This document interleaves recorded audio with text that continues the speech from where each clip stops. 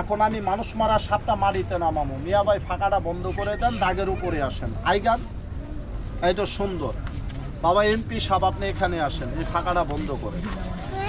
Sir এখানে আসেন। হ্যাঁ বড় ভাই একটু ফাঁকাটা বন্ধ করে দেন, পা দুইটা সমান করেন। আইগান, ওবা সরো বান্দিলাম, ওরে বান্দিলাম, ওই না লোহার বাসরে গোর, ওরে সেই না করে বসদ করে, ওরে বেউলা লক্ষিন্দর রে বাসর বান্দিলাম। এটা তো আপনারা চিনেন। কি বলেন? সলম বলে, খোসা বদলে, অনেকে খোস বলে। মাঝে মাঝে দেখেন এগুলো আপনাদের জাগোবাড়ি গ্রাম অঞ্চলে হেগোবাড়ির পিছনে পাওয়া যায়। কথা কথা এই সাপ কিন্তু নতুন জীবন ফিরা পায় যখন সাপ খোলস পাল্টায়। এখন এইটা বাড়ি করে দেখেন, আল্লাহ ভরসা। এই যে জানোয়ারটা দেখেন, এটারে আপনারা জানি কি বলেন দাদা? বেজি কয়। আচ্ছা বেজি আর সাপ জংলার ভিতরে, এই বেজি আর সাপ জংলার ভিতরে মারামারি করে না? কথা কয় না? অন্ত পারে কোনটায়? আপনারা খালি কোন ভাই বেজিয়ে পারে। এই সাপে যখন সুযোগ পায় বেজিরে কি দুই একটা দেয় না? কথা কয় না? সাপের কামড়ে কিন্তু মানুষ মরে। একটা সত্যি কথা কইবেন, এই যে জংলার বেজি এটা কি মরে? আমি দেখি না কোন সময়। কথা কয় না? এই বেজি কামড় খেয়ে মেডিকেল হাসপাতাল বাইদ্যার কাছে যায় না। বেজিটা কই যায় আপনারা কি বলতে পারেন? জঙ্গলে যায়। গাছের একটা পাতা বেজিয়ে চিনে চাবাইয়া খায়। ওই যে আল্লাহর শেষ রহমত, সাপের বিষ পানি হয়। একটু কথা কইবেন, হয় না? আমি গাছটার নাম কয়ে দেই, আপনারা ঘৃণা করবেন না। যদি আপনার এলাকায় কোনো লোকের দেখেন সাপে মাথায় বুকে পিঠে কামড় দিছে, আমি বাস্তব কথা কইতেছি, আপনি শিখা যান। এই বেজির গাছের তোনে 3টা পাতা আপনি টান দিয়া ছিড়বেন। কয়টা ভাই? 3টা। পাতাটা খেয়াল করবেন, ওই পাতাগুলা পানি দিয়া ধুইবেন।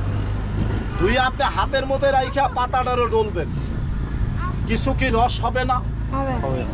এই বেজির পাতায় রস নাই। আপনি ডলা দেওয়ার পরে আঠা আঠা বিজল বিজল হইব। ওই আঠাগুলো আবার ঘিন্না করে ফালাই দিবেন না, ওইটা আঙ্গুলের সাথে নিবেন। নিয়ে যেই লোকেরে দেখবেন সাপে মাথায় বুকে পিঠে কামড় দিছে, এর আপনি খাওয়াই দিবেন। খাওয়াই দিয়া গড়ি ধরবেন 1 মিনিট। কয় মিনিট ভাই? ওই 1 মিনিট পরে লোকটা বাস্তব একটা বমি করবে। আর বমির লগে সাপের বিষ দেখবেন চীনা যোগের মতো লম্বা, রক্তের মতো লাল এক টুকরা বিষ। মাটির মধ্যে পইরা ওই বিষটা আস্তে আস্তে লড়বে। আপনি হাত দিয়া ধরবেন না। পকেটে যদি ম্যাচ থাকে আগুন মাইরা জ্বালাই দিবেন। ওই মানুষটা দেখবেন জাগার ভিতরে ভালো। তবে যেই গাছটা খাইলে লোকটা ভালো হবে, আপনার অনুমতি দিলে আমি গাছের নামটা বলবো। সবাই একসাথে বলেন। বলবো? আগে মানুষ মারা সাপটা আমি বাইর করি। এটা কি আরো দেখবেন? এটা রাইখা দেই। সবাই পাও দুইটা সমান করেন, মানুষ মারা সাপটা দেখাই। বড় ভাই একটু সামনে আসবেন। দাদু ভাই আইগা, এই যে বাবা লালগুঞ্জিওয়ালা, তুমি একটু আমার এখান দিয়ে আসো। হ্যাঁ মিয়া ভাই একটু সামনে আসেন, কাইন্ডলি প্লিজ ব্রাদার। ওমরা এক গাটেতে রান্দিরে বাড়ি, ওই দায়ারে গাটে খাই। এই ভাইরা, এই গাছটা না আপনাকে বাড়ির পিছনে পাইবেন। পাইলে আর একটা কাজে লাগাইবেন। কোন কাজে বাবা জানেন?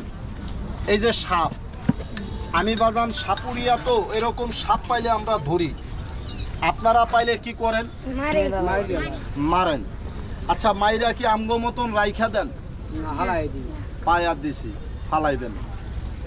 কষ্ট কইরা গর্ত করবেন, কইরা মাটির নিচে রাইখা দিবেন। কথাটা কি খারাপ কইলাম নাকি? না না। এই সাপ মাইরা ফালাই দিলে কি হয় জানেন? এটা রোদ্রে শুকায়, বৃষ্টিতে ভিজে। ওই চা গইলাই সাপের কিন্তু গন্ধ হয়। কথা বলে, এই পচা গন্ধ বাতাসের লগে ঘুরে। মেয়ে অথবা পুরুষ কোন লোকের নাকে দিয়া লামসে গেলে একটা রোগ হয়। কি রোগ বলেন? যে বলছেন আমার হাঁপানি, টানকা, সাপের বাতাস, মাজা ব্যথা, মাঝে মাঝে পেট ব্যথা করে।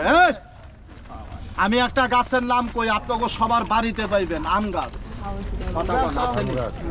টিটকারি না, পরীক্ষা করবেন। না না ঠিক আছে। আপনি আমের পাতাটা বামাতে নেবেন, টান দিয়ে বেজির গাছটা তুলবেন, আম পাতায় ডলবেন, 7 দিন 7টা আমের পাতা খাইবেন। আল্লাহ যদি সাপের বাতাস মাফ করে, এই সাপুরিয়ারও দোয়া করবেন। আমার কথা বলা শেষ। সোনার বাংলাদেশ।